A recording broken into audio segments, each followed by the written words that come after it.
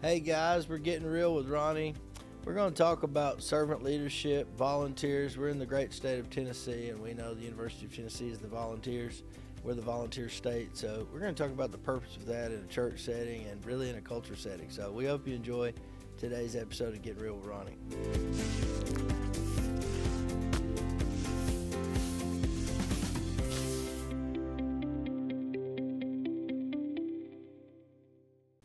So I feel like would be the episode to say go Vols, but you're a Florida State fan. Yeah. So you can't. But really I'll say it for most of our church members that are University of Tennessee fans. So I'm still pulled for the volunteers from time to time. So fair enough. So volunteering, what does that look like in a church, and how do you choose where you're going to volunteer? Well, we try to do what's called a test drive, and we have a next steps area. And church is only as good as its servant leadership, right? In some cases, people say the staff, but it's really not the case. You're only as good as the people you motivate, enlist, and train to do the work of the ministry. And every church that I speak to around our nation needs more people to serve, to do things, to fulfill the vision, right?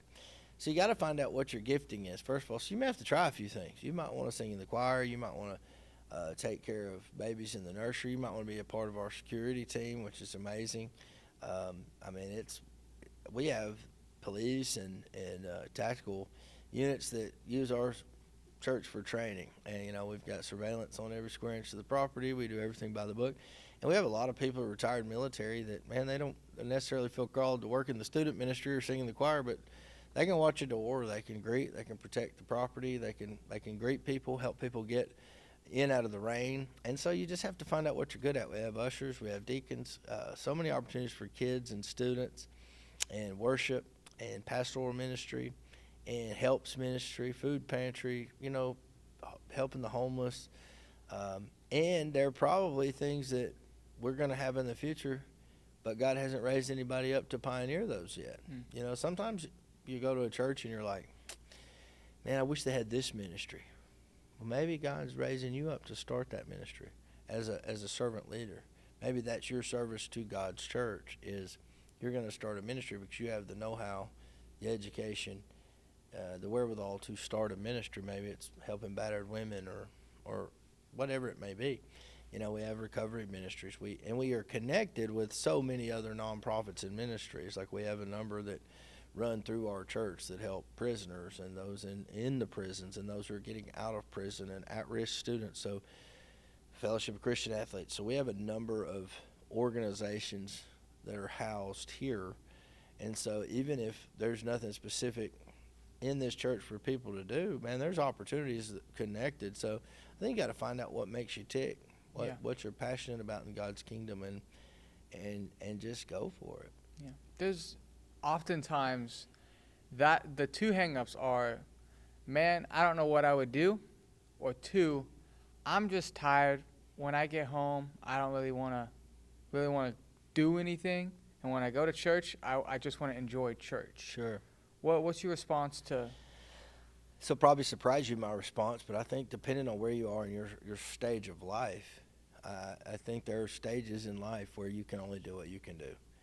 If you're a 20-something married person or single person with children, you've got 2 or 3 children, and you're in your 20s and you're building your career, I think it's admirable if you're working, you and your spouse, or you by yourself as a single parent, you're working 40, 50 hours a week. I think it's admirable if you're faithful to church and your kid is in Kidsmen and you're in church service once a week. I think that's pretty amazing, and I think that's where you start. I think you start by coming in and getting fed, because you're raising kids. You're doing the most important job on planet Earth. You're being a dad. You're being a mom. You're providing. And I think there are seasons where you come to church and you worship God and you take notes and you get touched by the Lord and you go back and be great parents. As your kids get older, you can do more. You can serve. And I remember for years in our nursery, if you had babies and you pass a background check and you go through all the protocols, then in our nursery area, you would take a rotation. So if your child received nursery care, for years, you would do a rotation. So maybe once a month, you as a mom would work the nursery. You'd be in there with your baby, but you're also watching after other people's babies. And so it was awesome because everyone was in that season of life. Everyone cared about their babies, so they went on rotation, right, to take care of the baby. So those are small things that I think if you are a young parent, but really depends on where you are in your stage of life. We want people to serve, but I don't want people to burn out either. You know, and I think it's okay just to come to church and receive from the Lord. Millions of people all over the country do it and are faithful to their church. But if you've been a Christian for a long period of time and you have some time on your hands, you've gotten to a place in your business, your walk, parenting, where you have time to devote and dedicate to the Lord, then absolutely, I think you ought to step up and find a place to give back to your community, to your local church, and to do the work of the Lord. Yeah. So that may have surprised you, but I think I see young families feeling guilty they can't do more. No, if you're a young family and a godly family and you just make church a priority, that's a good place to start. And then as your children get older, you can do more to help your church. But being faithful is great. If we could start there, I think we'd see a big shift. Yeah. Let me. There's one question that I really liked. I want to get the wording good about volunteering, and it is, how does serving change us? I tell you, people always ask me, like, what's some of the greatest lessons you've learned about pastoring people? And some would guess it was my seminary education or my scholarly mentors, which I've had many of that have mentored me in ministry, wonderful pastors, authors, leaders, professors.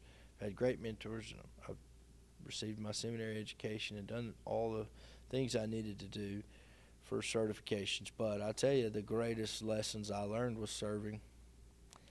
You know, I got into coaching when my now 24 or 5-year-old was just 3 years old. And I started off as just a little recreational t-ball coach and became a commissioner of an age group, became vice president, interim president for a year, and really volunteered to the Hickson community for over a decade. Probably coached, 500 plus kids in those 11 years. Football, baseball, all-star football, board meetings, board members year-round, running parks, and boys, girls.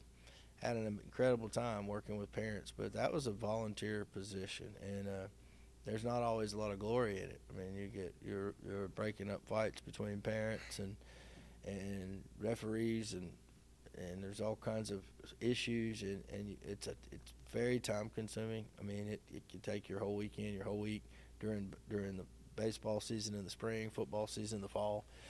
Can't tell you how many weekends, I spent on the fields with my boys and other people's kids, and how many times, they would be in and out of my home. And I learned a lot about pastoring. I learned a lot about who I was, conflict management, dealing with ungrateful people who show up for the hour they're supposed to be there, and you've been there 6 hours working for no money. But you learn people, and you learn who you are. But you also learn that there's something bigger going on than all the problems, right? So I got to pray with these kids multiple times a week for 11 years. And I can't tell you how many I led to the Lord, how many of their parents came to Christ that I baptized. And I never forced it down their throat, but I just loved them and made sure we prayed together after every practice, before and after every game.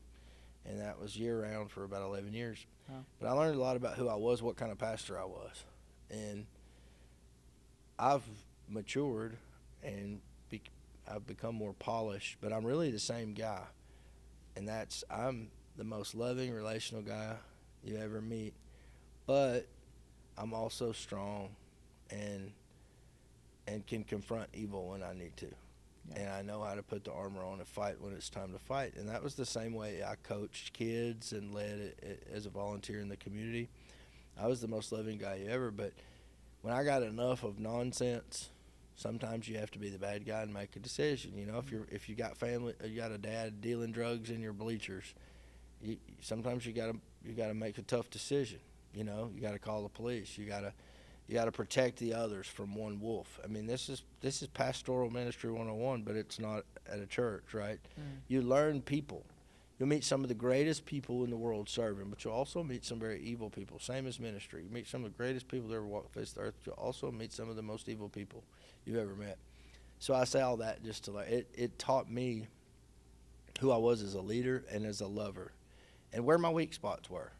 You know what I mean? Yeah. So it's crazy. I learned so much, and I learned from a lot of older guys who are still in my life today. Some of them have gone to heaven, but learned from a lot of other park presidents. You know, I met with my president for many years was a guy named Allen. He's a former state trooper. We had lunch the other day, and I was interim after him for a year, but I was his vice president for a long time, and you know, he taught me so much about serving people and how to deal with nonsense. And we would fight like brothers behind the scenes, but when we'd get into board meetings, because we were on a number of boards together, I always respected his position as the leader. We might disagree in private, but publicly I always honored his authority, and that's why we're still friends to this day. I always treated him like I wanted people to treat me as a pastor, and God blessed me for it. I always honored the position. Even if I disagreed with the decision, I knew he was working hard and out there serving and sweating for the right reasons. I'm not going to sit there when I know his heart and debate him over nonsense. We can disagree and still stay on mission together, and that's the way I've always wanted to be treated as a pastor. So I tried to model that with him, and that's why we're still close today. Bobby Dunn's another one. I haven't seen Bobby in a while, but he was a legend in town for starting leagues and helping kids going back to the 60s and 70s. His son's a judge in town, but Bobby's a hero of mine. I did his wife's funeral, and he started football leagues, baseball leagues, 30, 40 years, Hall of Fame sports guy in town, and loved me to death and loved him, but learned a lot. He, for 40, 50 years, he spent his life helping kids and getting cussed out by parents and screamed at, but just stayed on mission. Stayed where he was supposed to be, doing the good work he was doing, and that's what I wanted to be as a pastor, just steady, and faithful. Yeah. As a football coach, I do have to ask you: did you favor the pass game or the run game? I'm a run game guy. As well, fighting in the trenches. Yeah, my older son, I had from age 5 to 11. I just had an incredible roster. In fact, from that 6-year-old team, and then I coached them right before they started middle school. I coached them from 6-year-old. I think 8 of the 16 played college football or could have. Oh, wow. Some Division I. That's how good my little league team was. Wow. Like, they did reports on us. News came out. We were so good. We traveled, and any play I called with that team made me look like a great coach. And I just had so much talent and so much diversity. We won Hickson's first ever Super Bowl ever. Oh, wow. Yeah. That's awesome. We did. We were the first team, because I grew up playing there. We were never any good at football, but we were able to turn that around. That's cool. And I had some great talent to do it. It's funny, they're all grown. Some are married. Some of them have their own kids now, but I coach these kids. I've got pictures all in my office. I'll have to show you sometime. Yeah. I still have my Super Bowl trophies, but That's we were awesome. great. And then Reed's class came around, my middle one, and we had 2 or 3, 4 kids that were very, very talented, but we didn't have a lot of talent. So I realized quickly that the playbook that won all those Super Bowls with my oldest didn't do quite as well with Reed's age group. That it wasn't the X's and O's, it was the Jimmys and Joes, right? But we had just as much fun coaching Reed's age group, because they improved every year. And we got them from the way our Scenic City Football League that Bobby, who I was talking about, he started that league with like 140 kids, 4 guys, and it grew to 2,300 kids. Wow. All the way to Georgia. Like, we had a massive full pad league from age 5 and 6 all the way to 12. Like, it just blew up. And I was on the board at that time in Chaplin. It was amazing. Our Super Bowls would be at Finley Stadium, and it was just became a huge thing. And but it was funny. They did it right. So each kid got to start 2 quarters. So if a kid signed up and played, they had to have a position for 2 quarters. They made sure every kid got to play. They had sign-ups. They had birth certificates, weight limit. There was very organized the way that, because they had their pros and cons from years of experience. So that when they started this league, they wanted it to be fair, and so they did it that way. And but they also had an A and a B bracket. So if you had 12 to 14 teams at the end of the season, depending on your record, they would put, let's say there's 14 teams, so 8 would go in the A bracket for the Super Bowl. And then the bottom 6, based on their record, would go in a B bracket. They call it the Scenic City Bowl. So a team that maybe only won 1 or 2 games out of 8 weeks would still have something to play for at the end. They would have a B bracket, Scenic Bowl, so they could still get experience playing teams that were less than, and then so it was well organized. So we took Reed's team from that B bracket his first year into a consistent A bracket team without the talent. We just got them better, and 4 or 5 of them went on to play high school football and do great. But I realized through that process that it wasn't all about winning. It's really about developing kids and seeing them grow and seeing them turn into something. Yeah. So I just had a ball with it. Now, Rice played some flag football, but he had some heart complications when he was a baby, my youngest. So I spent a lot of time coaching him in baseball. And I coached the others in baseball too, but that was Rice's primary sport. So I was doing All-Stars, doing a little more with him. And so he's the baby, though, so, I wasn't as hard on him as I was the 2 older ones. That's cool. And he didn't play football for me, so he got to miss the hard dad stuff. So I was a little nicer to him as a baseball coach. So That's cool. I really enjoy taking photos of weddings, and this will link back to volunteering, I promise. But I feel like when I go to a wedding, I had a guy ask me, he's like, would you rather be a groomsman or my photographer for the wedding? And I told him I'd rather be a photographer every single time, because I feel like you get more out of volunteering than sometimes you do just being present at the wedding. That's such a good word. That'll preach by itself right there. And I love that aspect of bringing into volunteering, of when you go to church, and I'm sure you've preached multiple sermons about servant leadership, and you think, oh wait, I was a servant leader this morning when I served coffee in the cafe, or I was a servant leader when I was on the media team, helping operate the cameras or take photos for social media. How does that serving give back to the church, and what are things that you like to see us as a church do that thank our volunteers for giving their time?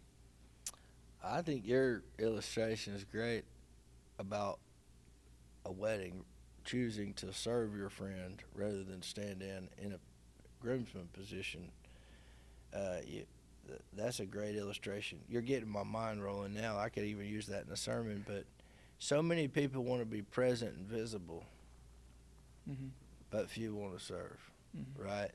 And to me, the one most qualified to be best man or a groomsman is the one that say, I'd rather do something for you in the form of a gift than just sit up here with my suit on and be in the picture with you. I want to do something to serve your special day.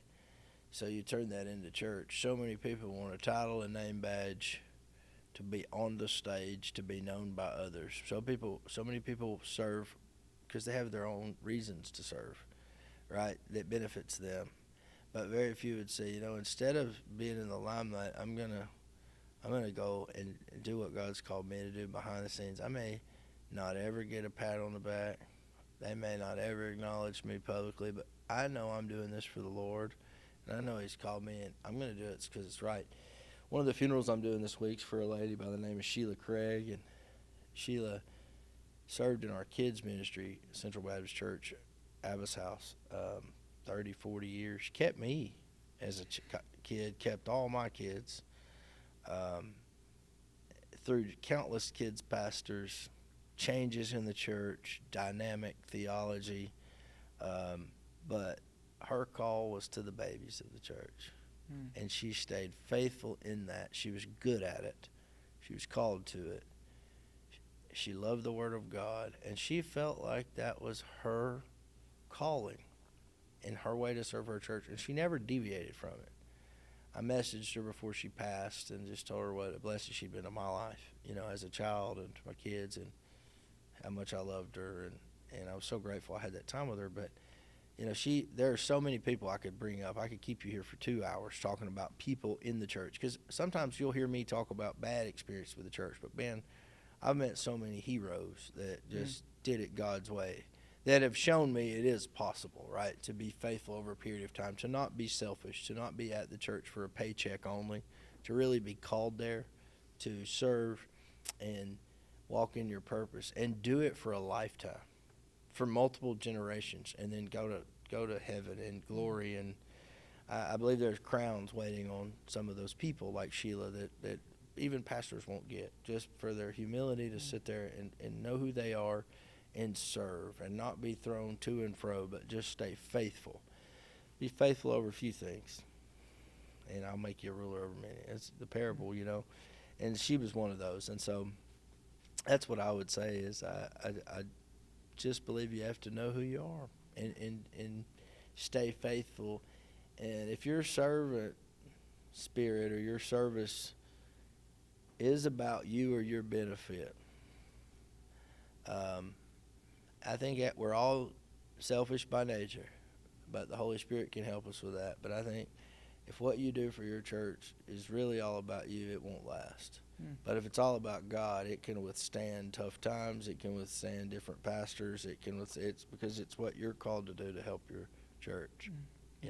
Absolutely. And in closing, you could close with this, but I think it'd be good to link where people can sign up to volunteer. Sure. Well, we believe if you're a Christian, you need a covering. You need a local church embassy, a church home. So we first want you to find a place that you can call home, and we want you to be serious about it. Whether it's Abba's house or somewhere else, find a church home. We hope it's Abba's house, but we want people God's called to be here, that you need to know their statement of faith. We've talked about this in previous episodes. Why to join a church? What is a church? Once you've identified that, hey, this is where God wants my family as a church, you need to find a place to serve. And like I've already said, if you're in a season of life where you're raising multiple kids, you're both working, it may not be your season to add more to your plate. Just be faithful to your church until you have time to serve it in a greater way. But once God's freed you up to serve your church, everybody should have something they can do for their church. You can go to abbashouse.com. You can go to our Abba's House app. You can show up on a Sunday. You can go to our Next Steps area. But we want you to find a place to serve. And, just because you try to serve in an area and maybe you don't like it, there are other areas. So try a few areas of service to see where you connect, where you click, what you're called to do. We would certainly love to have you here at Abba's House. We would love to have you on mission with us. And we would love to help you identify your spiritual gift. We can even do that. We have a gifts assessment that we can put you through. And you just go to abbashouse.com to learn more about who we are as a local church. And if you're called here, we would love for you to serve here. And maybe you have a gift that we don't have an opportunity for you to serve in yet. Well, maybe you're supposed to come and be faithful for a season and start something here. And we would love to help you do that. But I hope you've enjoyed our Getting Real with Ronnie. Appreciate Preston. Appreciate Marty back there on camera. He's half asleep right now, but we're going to wake him up in the future. But we're getting real. We'll see you next time, and thank you for watching.